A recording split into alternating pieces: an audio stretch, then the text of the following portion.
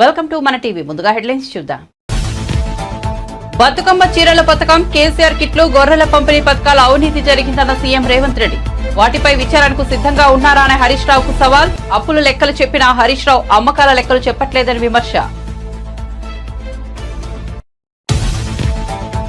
శ్వేతపత్రం కాదు సాకుల పత్రం. చంద్రబాబు ఆర్థిక శ్వేతపత్రంపై మాజీ ఆర్థిక మంత్రి బుగ్గన కౌంటర్. మిమ్మల్ని ఎన్నుకున్న ప్రజల ఆశలు నీరుగార్చి చేతులెత్తేసినట్లు ఉందని ఎద్దేవా.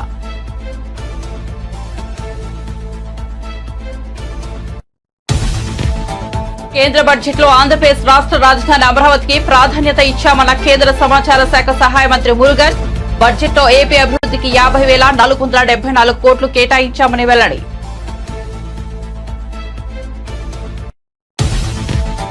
పాలనలో మార్కు చూపిస్తున్న పవన్. కార్యాలయానికి వచ్చిన అర్జీల పరిశీలన. ప్రతి అర్జీని క్షుణ్ణంగా పరిశీలించిన డిప్యూటీ సీఎం.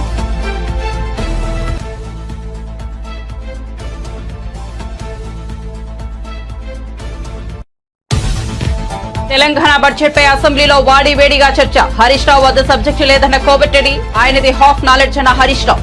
బీఆర్ఎస్ అంటేనే అబద్దాలకు పుట్టినిల్లన్న మంత్రి కోమటిరెడ్డి. మీకు ఇబ్బందిగా అనిపిస్తే రికార్డ్స్ నుంచి తొలగించుకోండన్న హరీష్ రావు. కేసీఆర్ బాటలోనే రేవంత్ రెడ్డి నడుస్తున్నారు. అవకాశవాద పార్టీలన్న బాడీ సంజయ్ బ్రోకర్లకు కమిషన్లు ఇచ్చి కాంగ్రెస్ అప్పులు తెచ్చే కుట్రలు చేస్తోందని విమర్శ.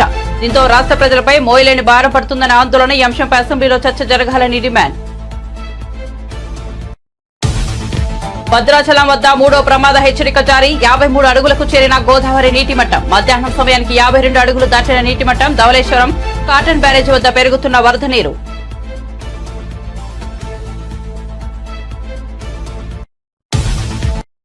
ఇక వార్త వివరాల్లోకి వెళ్తే, బతుకమ్మ చీరల పథకం, కేసీఆర్ కిట్లు, గొర్రెల పంపిణీ పథకాల్లో అవినీతి జరిగిందని సీఎం రేవంత్ రెడ్డి ఆరోపించారు.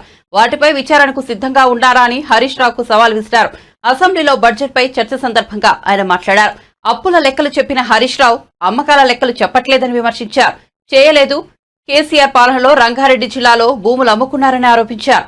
బతుకమ్మ చీరలని చెప్పి సూరత్ నుంచి కిలోల లెక్క తీసుకొచ్చి పంపిణీ చేశారన్నారు.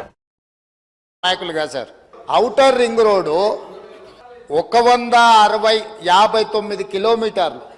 ఆనాడు కాంగ్రెస్ పార్టీ అద్భుతంగా ప్రపంచానికే ఆదర్శంగా ఉండే ఔటర్ రింగ్ రోడ్డును నిర్మిస్తే లక్షల కోట్ల రూపాయల విలువైన ఔటర్ రింగ్ రోడ్డును పల్లి బఠానీలకు అమ్ముకున్నట్టు 7,000 కోట్ల రూపాయలకు అమ్మి తెగనమ్మి గొర్రెల పథకము ఎన్ని గొర్రెలు ఇచ్చిండ్రో ఎన్ని గొర్రెలు ఉన్నాయో ఇవాళ మొత్తం లెక్కలు తేలినాయి. గొర్రెల మీద ఏసీ బోళ్ళు ఊరికి అట్లా మీద ఇట్లా తడిమి చూస్తే ఆల్రెడీ 700 కోట్లు గొర్రెల పేరు మీద దిగమింగినరని చెప్పి ఈరోజు రిపోర్ట్స్ వచ్చినాయి. కేసీఆర్ కిట్టులో ఏం అవినీతి జరిగిందో వారు కోరుకుంటే విచారణకి ఇద్దాం, దాని మీద కూడా పోదాం. ఇదే కాకుండా గొప్ప పథకం అని చెప్పిన బతుకమ్మ చీరలలో జరిగిన అవినీతి మీద కూడా బతుకమ్మ చీరలు చేనేత కార్మికులకు పని కల్పిస్తున్నాం అని చెప్పి సూరత్ వెళ్ళి కిలోల కింద చీరలు తీసుకొచ్చి ఆడబిడ్డల్ని మభ్య పెడితే ఆడబిడ్డలే బయటకు వచ్చి తగులబెట్టిర్రు. అవి ఏడగడుతురు వ్యవసాయ పొలాలలో పిట్టలను బెదిరించడానికి బతుకమ్మ చీరలు కడుతున్నారు. ఆడబిడ్డలు ఎవరు కట్టుకోలే అధ్యక్ష. అంటే బతుకమ్మ ఒక సెంటిమెంట్ తెలంగాణ ఆడబిడ్డలకు. ఆ సెంటిమెంట్ను కూడా దోపిడీకే ఉపయోగించుకున్నారు. గొర్రెలు మా యాదవ్ సోదరులు అమాయకులు, మంచోళ్ళు, నమ్మితే ప్రాణం ఇచ్చేటోళ్ళు. మా కుర్మ యాదవ్ సోదరులను అడ్డం పెట్టుకొని 100,000 కోట్ల రూపాయలు కొల్లగొట్టి మింగుతే ఇవాళ వాళ్ళ పంపకాలలో పంచాయతీలు వస్తే పోలీస్ స్టేషన్లో వాళ్ళే ఫిర్యాదు చేసుకుంటే ఆ కేసు ఏసీబీ విచారణకు తీసుకుంటే ఇవాళ ఇప్పటికే మీదనే 700 కోట్ల రూపాయలు వచ్చినాయన్నారు. ఇప్పుడు ఈడోళ్ళు వచ్చి కూర్చున్నారు. అదేవిధంగా మొన్నటి వరకు పదే మమ్మల్ని సవాల్ విసిరిండ్రు. ఏమని? అసలు కాళేశ్వరం మీద మేము పెట్టిందే 80,000 కోట్లు, కాళేశ్వరం ప్రాజెక్టే 80,000 కోట్లు అయితే 1,00,000 కోట్ల రూపాయల అవినీతి ఎట్లా జరిగింది? రాహుల్ గాంధీ గారు లీడర్ కాదు రీడరు అని ఇట్లాంటి మాటలు వీళ్ళే మాట్లాడారు. ఇప్పుడేమంటుండు? ఇప్పటి వరకు మేము 94,000 కోట్ల రూపాయలు కాళేశ్వరం ఖర్చు పెట్టినామంటున్నాడు. నిన్నటికి నిన్న పోయి చూసిర్రు ఎట్లా కూలిందో, ఇంకేమైనా మిగిలిందా లేదా అని. ఇవాళ ఇన్ని తప్పిదాలు చేసి ఉన్నాయని నమ్మి రంగారెడ్డి జిల్లాలో తమ రంగారెడ్డి జిల్లా నుంచి రిప్రజెంట్ చేస్తున్నారు అధ్యక్ష. మా మల్రెడ్డి రంగారెడ్డి గారు ఎప్పుడు మొత్తుకుంటుంటారు, అన్ని మా భూములు అమ్ముకున్నారు, కనీసం మాకు రోడ్లు కూడా వేయలేదు, మా డ్రైనేజ్కి కనీసం మురికి కాలువలు కట్టుకోనికి కూడా నిధులు ఇవ్వలేదు, మా కాలేజీలు కూడా కట్టుకోవడానికి నిధులు ఇవ్వలేదని మా మల్రెడ్డి రంగారెడ్డి గారు అంటుంటారు. ఎన్ని వేల కోట్ల రూపాయల భూములు అమ్మినరో ఇవాళ లెక్క తీద్దాం అధ్యక్ష. అప్పుల లెక్క ఏదైతే చెప్తుండో అమ్ముకున్న లెక్కలు చెప్తలేడు. ఇవాళ మేము ఇది కట్టినాం, మేము అది కట్టినాం, ఈ కట్టడాలు చెప్తున్నాం, అమ్ముకున్న లెక్కలు కూడా తెలవాలి కదా అధ్యక్ష. ఏమన్యాయం చేసినాం అధ్యక్ష పాలమూరులో మేము చంద్రశేఖరరావుకి ఏమన్యాయం చేసినాం? ఏం చేసినాం? 2009లో కరీంనగర్ జిల్లాలో అక్కడ ఓడగొడతారని భయపడి పాలమూరు జిల్లాకు వలస వస్తే వలసలు పోయే పాలమూరు జిల్లా ప్రజలు గుండెల్లో పెట్టి చూసుకొని భుజాల మీద మోసి పార్లమెంటుకు పంపిస్తే పార్లమెంటుకు పోయి ఇవాళ తెలంగాణ రాష్ట్రం వచ్చినాక కేంద్ర బడ్జెట్ లో ఆంధ్రప్రదేశ్ రాష్ట్రానికి ముఖ్యంగా రాజధాని అమరావతికి ప్రాధాన్యత ఇచ్చినట్లు కేంద్ర సమాచార శాఖ సహాయ మంత్రి మురుగన్ తెలిపారు. రాష్ట్రంలో వెనుకబడిన ప్రాంతాల అభివృద్ధికి 2040 లక్ష్యంగా బడ్జెట్ కేటాయించామన్నారు. ఆయా ప్రాంతాల్లో 8.2% ఆర్థిక అభివృద్ధిని లక్ష్యంగా నిర్దేశించామన్నారు. కేంద్ర బడ్జెట్ అనంతరం మేధావులు వివిధ వర్గాల ప్రతినిధులతో సమావేశమయ్యేందుకు విజయవాడ వచ్చిన కేంద్ర మంత్రి మురుగన్ ఓ హోటల్లో మీడియా సమావేశం నిర్వహించారు. విదేశీ ప్రత్యక్ష పెట్టుబడుల నిబంధనలను సరళతరం చేయడంతో పాటు ఎంఎస్ఎంఈలను బలోపేతం చేసే దిశగా బడ్జెట్లో తగిన ప్రతిపాదనలు చేసినట్లు తెలిపారు. తాజా బడ్జెట్లో ఏపీ అభివృద్ధికి 50,474 కోట్లు కేటాయించారన్నారు. పోలవరం ప్రాజెక్టును సత్వరమే పూర్తి చేసేందుకు కేంద్రం కట్టుబడి ఉందన్నారు. Getting huge marks, they are coming all throughout the India. They are getting seats also, so it helps the state also, the state students also. So the only for the political purpose they are opposing this. What about Karnataka and West Bengal governments also say Karnataka? Always the India Alliance people, they want to create confuse, they want create a political turbulence. So for the political purpose only, if the state Tamil Nadu picks something, they will support. And no related to the Tamil Nadu, West Bengal raise some issue, Tamil Nadu government supports. No means the India Alliance's purpose is to oppose the central government. Ex-CM Jagan. For the today, why the Stalin is not went for the Nidhi Aayog? Mamata Banerjee went, our Chandrababu Naidu ji went to attend, because it's in federal forum to discuss the state's development. The Stalin don't want to develop the Tamil Nadu. He don't want to develop the Tamil Nadu's industries. He don't want to develop the Tamil Nadu's growth. So that's why he created a false narrative and he created a false propaganda. So he told that I am not going to Nidhi Aayog. If he is Prime Minister's vision, Minister ga meeku naku assembly lo the rules are not permitted. If he is not eligible, the rules are not permitted, then how it will be? We'll see. The matter is in sub judice. AP state law and order problem is also anni danna padtanga Delhi lo adi pakkana. It is, see, entirely politics. He is not the former Chief Minister, YSRCP, Sri Jaganmohan Reddy is unable to tolerate. AP ఆర్థిక శ్వేతపత్రంపై మాజీ మంత్రి బుగ్గన రాజేంద్రనాథ్ రెడ్డి విమర్శలు గుప్పించారు. ఇది శ్వేతపత్రమా లేక సాకుపత్రమా అని ప్రశ్నించారు. చంద్రబాబు విడుదల చేసిన శ్వేతపత్రం 30 పేజీలకు పైన ఉందని అన్నారు. వైట్ పేపర్లో సమస్యలు చెప్పి వాటిని తాము ఎలా పరిష్కరిస్తామో చెబుతారని, కానీ ఇది మాత్రం సమస్యలు చెప్పి చేతులెత్తేసి వెళ్లిపోయినట్లు ఉందని ఎద్దేవా చేశారు. మిమ్మల్ని ఎన్నుకున్న ప్రజల ఆశలు నీరుగార్చి చేతులెత్తేసినట్లు ఉందని విమర్శించారు. కాబట్టి ఇది శ్వేతపత్రం కాదని సాకుపత్రం మాత్రమేనని స్పష్టం చేశారు. ఫీడ్బ్యాక్ వ్యాపారస్తుల ఫీడ్బ్యాక్ నుంచి చూస్తే 1వ స్థానంలో ఉన్నారు. కానీ మీరు చెప్పే ప్రకారం అయితే అప్పట్లో ప్రగతి ఉంది, ఇప్పుడు లేదు అని అంటారు. ఎంత అన్యాయంగా చెప్తారండి అది. అదేవిధంగా డైవర్షన్ ఆఫ్ ఫండ్స్ త్రూ ఎంత అండి, ఇప్పుడు ఏ విధంగా డైవర్ట్ చేసినారండి?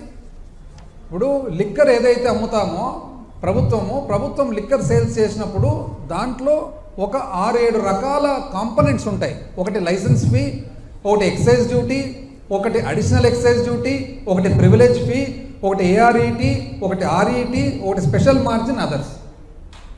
అయితే ఇంతకుముందు తెలుగుదేశం ప్రభుత్వంలో రీటైల్ షాపులు ఉన్నప్పుడు లిక్కర్ సేల్స్ అన్నీ కూడా ఆ ఊర్లో ఉండే వాళ్ళు సిండికేట్ అయిపోయి వాళ్ళే తెలుగుదేశం వాళ్ళే లిక్కర్ షాప్ నడుపుతూ సిండికేట్ అయ్యి ఆ సిండికేట్లో భాగంగా ఎంఆర్పి ఏదైతే ఉందో అంతకంటే ఎక్కువ అమ్మేవాళ్ళు.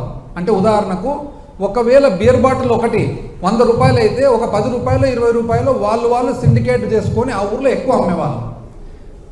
మా ప్రభుత్వం వచ్చిన తర్వాత ప్రభుత్వం ఎప్పుడైతే సేల్స్ స్టార్ట్ చేసిందో ఆ సేల్స్ స్టార్ట్ చేసిన తర్వాత ఆ అన్ఆథరైజ్డ్గా అనధికారికంగా ఏదైతే ఎక్కువ రేట్ అమ్ముతున్నారో అందాజుగా అది ఎంత అని కనుక్కొని దాన్ని ఏఆర్ఈటీ, అంటే ఉదాహరణకు 100 రూపాయల బీర్ ఒకవేళ 110 రూపాయలు అమ్మే పాట అయితే ఆ 10 రూపాయలు అనధికారికంగా ఏదైతే వసూలు చేస్తూ ఉన్నారో అది ఏఆర్ఈటీ అని పెట్టి ఆ ఏఆర్ఈటీ అడిషనల్ రీటైల్ ఎక్సైజ్ ట్యాక్స్ పెట్టి ఆ ఏఆర్ఈటీని ప్రభుత్వంకు సంబంధించిన స్టేట్ డెవలప్మెంట్ కార్పొరేషన్ యొక్క కార్పొరేషన్కు సంబంధించిన అప్పు దిద్దేదానికి ఎస్క్రో చేసి ఆ అప్పు కూడా ఏ విధంగా చేయడం జరిగింది, అది చట్టపరంగా అసెంబ్లీలో చట్టం చేసి చేయడం జరిగింది.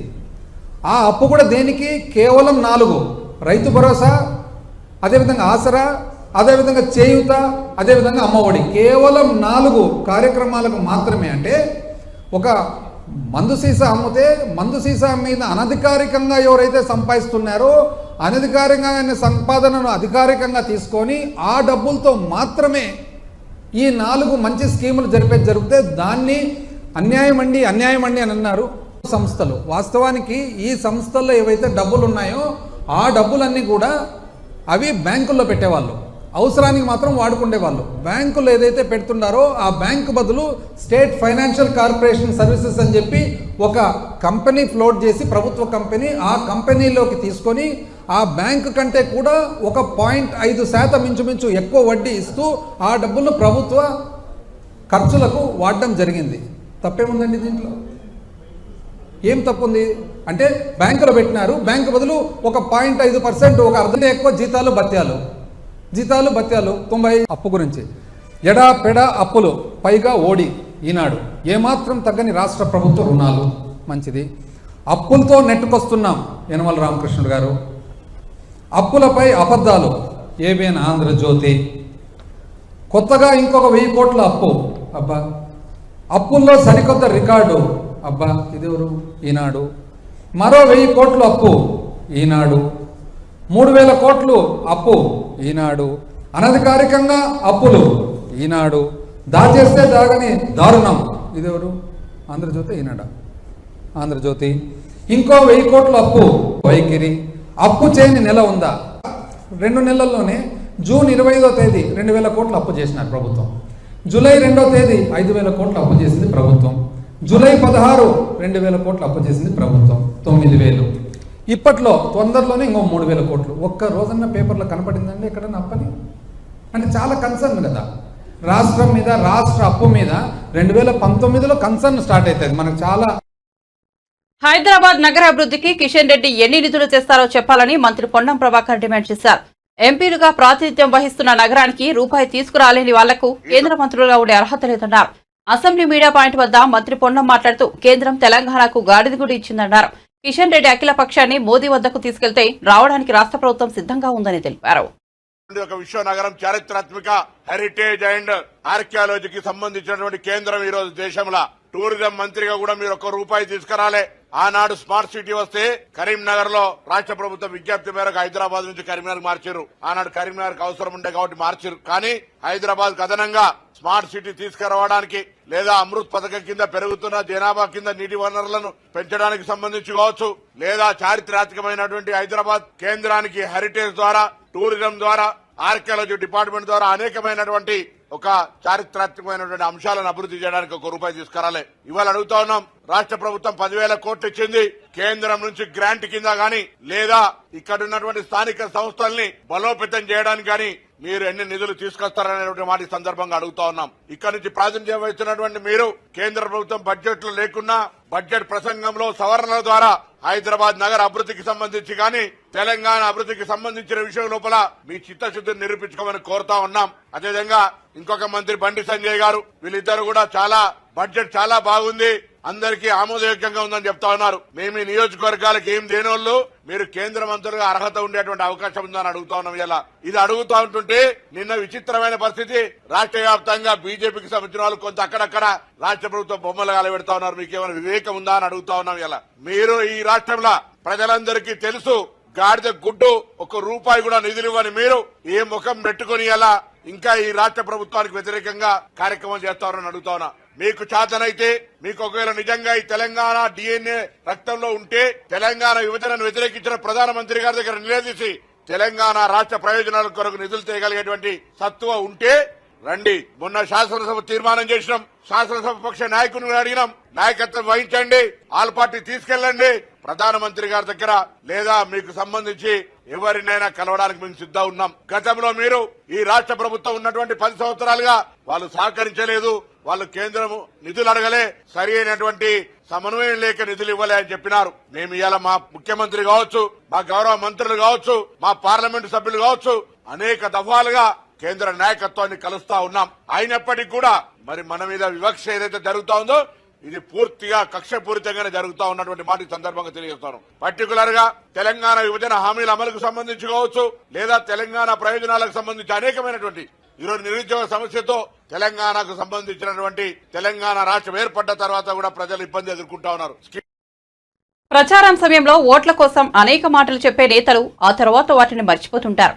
అలాగే పరిష్కరిస్తామంటూ ప్రజల నుంచి అర్జీలు తీసుకునే నేతలు వాటిని ఏమాత్రం చూస్తారనేది డౌట్ అనుమానమే. కానీ AP deputy CM Pawan Kalyan ఆ విషయంలో తన రూటే సెపరేట్ అని నిరూపించుకున్నారు. తన కార్యాలయానికి వచ్చిన ప్రతి అర్జీని పరిశీలిస్తూ వాటి పరిష్కారానికి ప్రయత్నిస్తున్నారు. శనివారం తన కార్యాలయానికి వచ్చిన పవన్ కళ్యాణ్ ప్రజల నుంచి వచ్చిన విడతలను పరిష్కరించే పనిలో పడ్డారు. అధికారులతో సమావేశమైన పవన్ కళ్యాణ్ రాష్ట్రంలోని ప్రతి మూల నుంచి తన కార్యాలయానికి వచ్చిన అర్జీలను పరిశీలించారు. శనివారం ఉదయం నుంచి కార్యాలయ సిబ్బందితో కలిసి ప్రతి అర్జీని చదువుతూ వాటికి పరిష్కార మార్గాలు వెతికే పనిలో ఉన్నారు. పంచాయతీరాజ్, గ్రామీణాభివృద్ధి, గ్రామీణ నీటి సరఫరా, పర్యావరణం, అటవీ శాఖలపై వచ్చిన అర్జీలతో పాటు సమస్యలు, ఇబ్బందులను ఏకరవు పెడుతూ ప్రజల నుంచి అనేక వినతులు వచ్చాయి.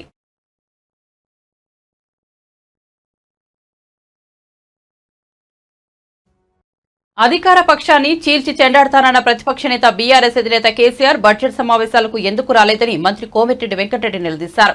అసెంబ్లీలో బడ్జెట్పై చర్చ సందర్భంగా బీఆర్ఎస్ ఎమ్మెల్యే హరీష్ రావు, మంత్రి కోమటిరెడ్డి మధ్య కాసేపు మాటల యుద్ధం జరిగింది. ఇచ్చిన హామీలను కాంగ్రెస్ గాలికొదిలేసిందని హరీష్ రావు ఆరోపించారు. దీనిపై మంత్రి కోమటిరెడ్డి ఘాటుగా బదిలిచ్చారు. ఈ రాష్ట్రం యొక్క ప్రతిష్ట మసకబారద్దనేదే మా తాపత్రయం తప్ప వేరే లేదు.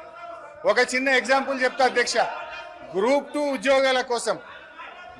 ఉద్యోగాల కోసం నిరుద్యోగులందరూ కూడా రోడ్ల మీదకి వచ్చి వాళ్ళు వాయిదా వేయాలని అడిగితే గౌరవ ముఖ్యమంత్రి గారు ఏమన్నారంటే, ఎవరైనా వాయిదా వేయని అడిగేది, సన్నాసులు అడుగుతున్నారు వాయిదా వేయమని అన్నారు. అన్నాక 3 రోజులకే వాయిదా వేసింది. మరి ఇప్పుడు ఎవరు సన్నాసులు అంటే? నేను అనేది ఏంటంటే అధ్యక్ష, దయచేసి అట్లా మాట్లాడకూడదు. అదేవిధంగా మోతీలాల్ అనే ఒక నిరుద్యోగి నిరాహార దీక్ష చేస్తే ముఖ్యమంత్రి గారు ఏమన్నారంటే, ఆయన అప్లికేషనే పెట్టలేదు, ఆయనకు అసలు హాల్ టికెటే లేదు అన్నాడు. తెల్లారైన 3 హాల్ టికెట్లు బయట పెట్టిండు. ఎవరి గౌరవం దెబ్బతిన్నది? మేమనేది ఒక ముఖ్యమంత్రి స్థాయిలో ఉన్నప్పుడు బాధ్యతాయుతంగా మాట్లాడి ఆయన భయపడతారు సార్ ఒకటే సార్, ఆయన గ్యారంటీలు అంటున్నాడు సార్. గౌరవ హరీష్ రావు గారు మాట్లాడిందంతా కూడా సభని తప్పుతో పట్టించేదిగా ఆయన మాట్లాడు చూస్తున్నాడు సార్. గంటన్నరకి వెళ్ళి ఆయన ఆడికే సార్ ఆయన గ్యారంటీల విషయం అంటుండు సార్. గ్యారంటీల విషయం అంటున్నాడు. 2001లో ఆయన పార్టీ పెట్టినప్పుడు సార్, కొండా లక్ష్మణ్ బాబుజీ గారి ఇంట్లో పార్టీ పెట్టినప్పుడు, నేను తెలంగాణ పార్టీ పెడుతున్నాం, రాష్ట్రాన్ని తెలంగాణ వస్తే మొట్టమొదటి ముఖ్యమంత్రి దళితుడు అవుతాడు, దళితుడిని చేయలేకపోతే మెడ మీద తల తీసుకుంటా అని ఆ రోజు ముసలైనాయి సార్. అబద్ధాలు అంటే వీలై, గ్యారంటీలు అంటే వీలై, మోసాలు సార్. డబుల్ బెడ్రూమ్ కడతా, డబుల్ బెడ్రూమ్ లో బిడ్డ అల్లుడు వస్తే ఎక్కడ వండుకోవాలి, బేకరీ కట్టేసుకోవాలి. మీ హరీష్ రావు గారు ఒక మాట మాట్లాడండి సార్. హరీష్ రావు గారు 24 గంటలు కరెంట్ ఇచ్చినా అన్నాడు సార్. 24 గంటలు కరెంట్ ఇచ్చినా అంటే నేను ఒక సబ్ స్టేషన్ సార్, బండ సోమవారం అనే సబ్ స్టేషన్కి వెళ్ళాను. అక్కడ ఆపరేటర్, బస్ అయిన ఆపరేటర్ వీడియో రికార్డింగ్ ఉన్నది. నేను నా సర్వీసులో 9 ఏళ్ళు అయింది సార్. ఎలక్షన్ల ముందు 9 ఏళ్ళకెళ్ళి సర్వీసులో ఉన్నా. ఇక్కడ ఎప్పుడు కూడా 14 గంటల కరెంటు రాలేదని నాకు రికార్డు తీసి చూపిస్తే రాత్రి లాగ్ బుక్లు వాపసు తీసుకొచ్చాడు. మోసాలు, దగా, కుట్రలు, అబద్ధాలు అన్ని నేర్పింది ఎవరంటే అవన్నీ టీఆర్ఎస్ పార్టీ పుట్టిన తర్వాత పుట్టిన సార్. ఇలా దళితులు ముఖ్యమంత్రి ఉన్నారు సార్. ఆఖరికి మా దళిత ప్రతిపక్ష నాయకుడు ఉంటే చూసి ఓర్వలేక 13 మంది శాసనసభ్యులని సంతలో పశువులాగా కొని ప్రతిపక్ష హోదా లేకుండా చేశాడు. మాజీ ముఖ్యమంత్రి జగన్ నివాసం ఉంటున్న తాడేపల్లి ప్యాలెస్ కల్కి సినిమాలోని కాంప్లెక్స్ లాంటిదని తెలుగుదేశం పార్టీ నేత డొక్కా మాణిక్యవర్ ప్రసాద్ విమర్శలు గుప్పించారు. కాంప్లెక్స్ లో కమాండర్ల సజ్జల రామకృష్ణారెడ్డి కుట్రలు, కుతంత్రాలకు ప్రణాళికలు రచిస్తారని ఆరోపించారు. కాంప్లెక్స్ లో జగన్ సుప్రీం కాదు, ఆయన్ను మించిన వారు ప్యాలెస్ లో ఉన్నారు. సుప్రీం కమాండర్లకు మధ్యవర్తిగా జగన్ వ్యవహరిస్తారని డొక్కా ఆరోపించారు. జగన్ అసెంబ్లీకి రాకుండా ప్రెస్ మీట్ పెట్టి శ్వేతపత్రాలపై అబద్దాలు మాట్లాడారని డొక్కా మండిపడ్డారు. నేను ఆ తప్పులు చేయలేదు, నేను బాగానే పరిపాలించాను అని ఒక శుద్ధపూసలాగా మాట్లాడాడు. కానీ వాస్తవం ఏంటనేది కాలం నిర్ణయిస్తుంది. దాన్ని రకరకాల సంస్థలు వెరిఫై చేస్తారు. 2 గంటల పైచీలకు మొట్టమొదటిసారి 5 సంవత్సరాల చీఫ్ మినిస్టర్ ఉన్నప్పుడు మంత్రులు, ఎమ్మెల్యేలు, పార్టీ నాయకులకు కూడా అపాయింట్మెంట్ ఇవ్వని వ్యక్తి, ఎవరికి అపాయింట్మెంట్ ఇవ్వకుండా ఒక రూమ్లో దాక్కున్న వ్యక్తి ఈరోజు అధికారం కోల్పోగానే తనకి మైండ్లోంచి దిగొచ్చి నిన్న 2.5 గంటలు అబద్ధాలు మాట్లాడలేక చాలా మాటలు తడబడి పడ్డాయి. చాలా తప్పులు మాట్లాడాడు. ఆ మాట కూడా స్పష్టంగా రావట్లే. అంటే అబద్ధాలు చెప్పడం కూడా ఆయనకి తడబాటు పడ్డాడు. అబద్ధాలు చెప్పడంలో అంత అబద్ధాలు చెప్పాల్సిన పని ఉంది. వాస్తవంగా ఉన్న విషయాలు ఒప్పుకోండి, లేదంటే మీరు బాగు చేయండి, నేను చేయలేకపోయాను మీరు చేయండి అని చెప్పండి. నువ్వు చేయలేదనే కదా ప్రజలు రిజెక్ట్ చేసింది నిన్ను. ఆ విషయాన్ని ఒప్పుకోవటానికి ఎందుకు వెనకడుగు వేస్తావు? నువ్వు వాస్తవంగా అసలు ప్రజల చేత ఎలక్ట్ అయిపోయినా ఎమ్మెల్యేవి నువ్వు. నీకు నిజంగా ధైర్యం ఉంటే అసెంబ్లీకి వచ్చి నువ్వు అటాక్ చేయి, సమాధానం చెప్పు. అసెంబ్లీని విస్మరించి నీ ప్యాలెస్లో కూర్చొని ప్రెస్ మీట్ పెడతారా? ధర్మం అనేది ఎలక్టెడ్ మెంబర్స్కి. నీకు ప్రజాస్వామ్యం మీద, రాజ్యాంగం మీద నమ్మకం ఉందా నీకు? నువ్వు అసెంబ్లీకి వచ్చి నువ్వు మాట్లాడేవారు. గౌరవ సభ్యుడు ఎలక్ట్ అయ్యావు మీరు. నువ్వు రాష్ట్రంలో 5 సంవత్సరాలు ముఖ్యమంత్రిగా చేశారు. మీరు వచ్చి ఆ అసెంబ్లీలోనే మీకున్న డిఫెన్స్ ఏంటో మీరు చాలా తీవ్రంగా ఖండిస్తున్నాము. అది ప్రజాస్వామ్యంలో అది వాంఛనీయం కాదు, అది రాజ్యాంగ వ్యతిరేకం. మీ ప్యాలెస్ కంటే అసెంబ్లీ పవిత్రమైంది. రాజ్యాంగంలో అసెంబ్లీ బ్రోకర్లకు కమిషన్లు ఇచ్చి మర్చెంట్ బ్యాంకర్స్ ద్వారా అధిక వడ్డీలకు 1000 కోట్ల అప్పు తెచ్చే కుట్రను కాంగ్రెస్ ప్రభుత్వం తెరతీసిందని కేంద్ర మంత్రి బండి సంజయ్ ఆరోపించారు. కరీంనగర్ లో నిర్వహించిన మీడియా సమావేశంలో ఆయన మాట్లాడారు. అధిక వడ్డీలకు అప్పు తీసుకొస్తే రాష్ట్ర ప్రజలపై మోయలేని భారం పడబోతోందన్నారు. ఈ అంశంపై అసెంబ్లీలో చర్చ జరపాల్సిందేనని చెప్పారు. రాష్ట్ర బడ్జెట్ కాంగ్రెస్ 6 గ్యారంటీలు గాడిద గుడ్డు అని ఎద్దేవా చేశారు. 6 గ్యారంటీలను అమలు చేయలేక కేంద్రాన్ని బద్నాం చేసేందుకు కుట్ర చేస్తోందన్నారు. నీతి ఆయోగ్ సమావేశానికి సీఎం రేవంత్ రెడ్డి డుమ్మా కొట్టడం దుర్మార్గమన్నారు. ప్రజలు కూడా ఇళ్ల నిర్మాణం చేసుకోవడం కూడా ప్రభుత్వం ప్రత్యేకంగా సంక్షేమ పథకం ఉంది. దానికి ఇళ్ల నిర్మాణం కోసం ఇళ్లలో తెలంగాణకు లక్షల ఇళ్లు వస్తాయి. ఇది రాష్ట్ర ప్రభుత్వం కూడా కేంద్రం యొక్క సహకారం తీసుకుంటాం ప్రధానమంత్రి ఆవాస్ యోజన కింద అని చెప్పి కూడా స్పష్టం చేయడం జరిగింది. దాంతోపాటు కేంద్ర పన్నుల రూపేణ ట్యాక్స్ డెవల్యూషన్ 26,291,000 కోట్ల 2,91,900,000 రైల్వే బడ్జెట్ కేటాయించడం జరిగింది. 20 రెట్లు ఎక్కువ కేటాయించడం ఈ 10 ఏళ్లలో ఇవ్వడం జరిగింది. 437 తల కరీంనగర్లో తీవ్ర పని కూడా ఉన్నది. 40 రైల్వే స్టేషన్ ఆధునీకరణ పనులు, దానిలో భాగంగా కరీంనగర్, పెద్దపల్లి, రామగుండం రైల్వే స్టేషన్ కూడా కొత్త టెక్నాలజీతో ఆధునీకరించే పనులు కూడా ప్రారంభమైనాయి. 217 కోట్లతో సికింద్రాబాద్ రైల్వే స్టేషన్ ఆధునీకరణ జరుగుతున్న విషయం అందరికీ తెలిసిందే. చెర్లపల్లిలో, హైదరాబాద్లో ఈ ట్రాఫిక్ ఇబ్బంది వల్ల దాంతో ప్రజలు ఇబ్బంది పడుతున్నారు. కేవలం నాంపల్లి, సికింద్రాబాద్ స్టేషన్లే ఉన్నాయి. కానీ ప్రజలు సమయాన్ని చేరుకోలేకపోతున్నారు అని చెప్పి ఉద్దేశంతో చెర్లపల్లిలో నూతన టెర్మినల్ పనులు కూడా 99% పూర్తయింది. ప్రారంభోత్సవానికి సిద్ధం ఉంది. చిన్న కొన్ని సమస్యలు కాబట్టి దాన్ని కూడా పూర్తి చేసి ఇలా ప్రధానమంత్రితో ప్రారంభించడానికి కిషన్ రెడ్డి గారు ప్రయత్నిస్తూ ఉన్నారు. ఇవి కేంద్ర ప్రభుత్వము తెలంగాణ రాష్ట్రానికి ఇచ్చింది. ఈ దేశంలో ఈ దేశ ప్రజలకు అందించిన బడ్జెట్ కేంద్ర ప్రభుత్వం. ఇవన్నీ వాళ్ళు అడిగితే ఏమంటారంటే లేదు 10,000 రూపాయన మేము ఇస్తాం కదా అంటారు. మరి కేంద్రం కూడా 10,000 రూపాయలు ఇస్తారు కదా. తిరుమల తిరుపతి దేవస్థానం అదనపు ఈవోగా వెంకయ్య చౌదరి బాధ్యతలను చేపట్టారు. ఈ సందర్భంగా ఆయన తిరుమల శ్రీవారిని దర్శించుకున్నారు. అనంతరం మీడియాతో మాట్లాడిన ఆయన స్వామివారి దర్శనానికి వచ్చే భక్తులకు మెరుగైన సౌకర్యాలు కల్పించేందుకు కృషి చేస్తానన్నారు. సామాన్య భక్తులకు వేగంగా దర్శనం కల్పించడమే లక్ష్యంగా పనిచేస్తామన్నారు. దేవదేవుని సన్నిధిలో ఇంత గొప్ప అవకాశం రావడం నాకు చాలా సంతోషకరం. ఈ అవకాశాన్ని ఇచ్చిన ముఖ్యమంత్రి గారికి ప్రత్యేక ధన్యవాదాలు తెలియజేస్తున్నాను.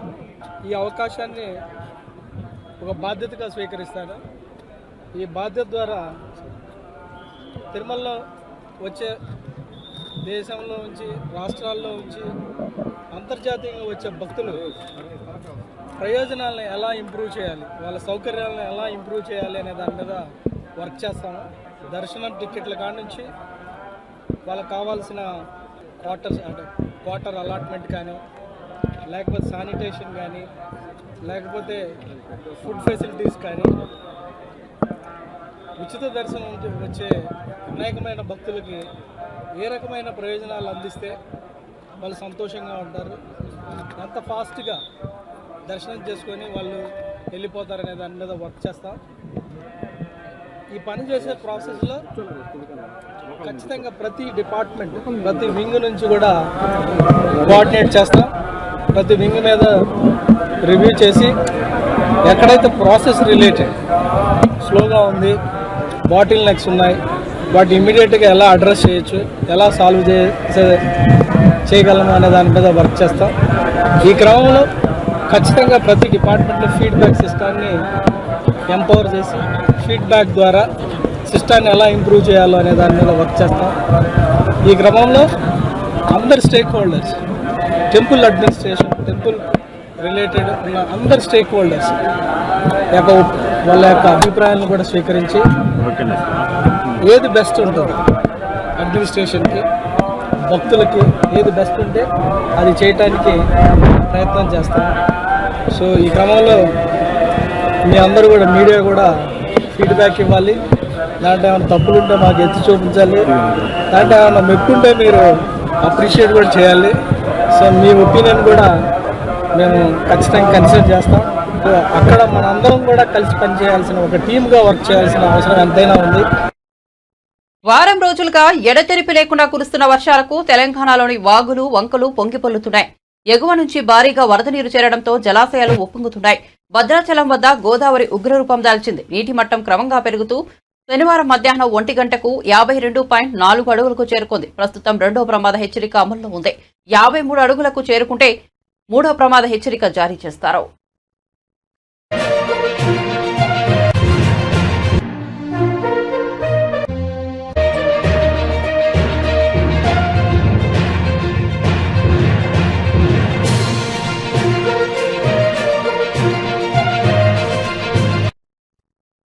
బులెటిన్ ముగించే ముందు హెడ్లైన్స్ మరోసారి చూద్దాం. బతుకమ్మ చీరల పథకం, కేసీఆర్ కిట్లు, గొర్రెల పంపిణీ పథకాల్లో అవినీతి జరిగిందన్న సీఎం రేవంత్ రెడ్డి. వాటిపై విచారణకు సిద్ధంగా ఉన్నారనే హరీష్ రావుకు సవాల్. అప్పుల లెక్కలు చెప్పిన హరీష్ రావు అమ్మకాల లెక్కలు చెప్పట్లేదని విమర్శ.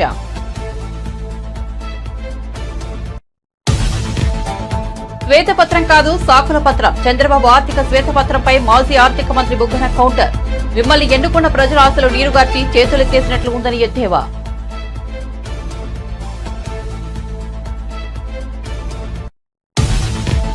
కేంద్ర బడ్జెట్లో ఆంధ్రప్రదేశ్ రాష్ట్ర రాజధాని అమరావతికి ప్రాధాన్యత ఇచ్చామన్న కేంద్ర సమాచార శాఖ సహాయ మంత్రి మురుగన్. బడ్జెట్లో ఏపీ ప్రభుత్వ అభివృద్ధికి 50,474 కోట్లు కేటాయించామని వెల్లడి. పాలనలో మార్పు చూపిస్తున్న పవన్. కార్యాలయానికి వచ్చిన అర్జీల పరిశీలన, ప్రతి అర్జీని క్షుణ్ణంగా పరిశీలించిన డిప్యూటీ సీఎం.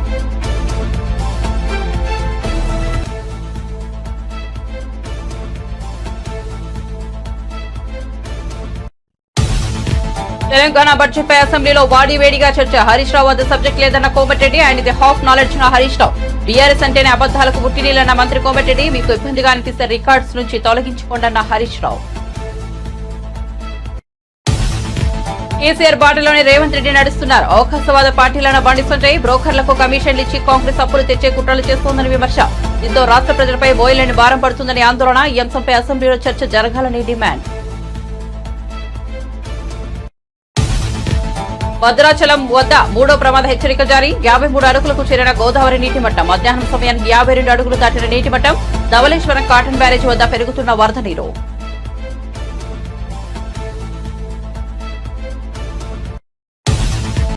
మరిన్ని అప్డేట్స్ కోసం చూస్తూనే ఉండండి మన టీవీ.